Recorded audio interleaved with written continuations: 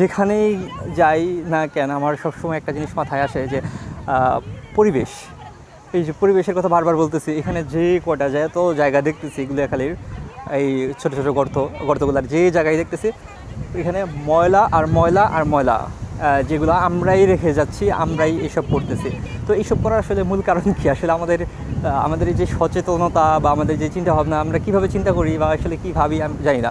আমি পার্সোনালি চেষ্টা করি যে আমার কোনো ধরনের প্যাকেটজাত দ্রব্য যদি কোনো কিছু খাই, প্যাকেটটা আমার পকেটে রেখে দিতে, তারপরে পরবর্তীতে সেই প্যাকেটের জিনিসটাকে সুন্দর একটা জায়গায় যেখানে ডাস্টবিন আছে বা যেখানে একটা সিস্টেমেটিক অ্যাপ্রোচে নেওয়া হয় ওখানে নিতে, এইটা চেষ্টা করি। কিন্তু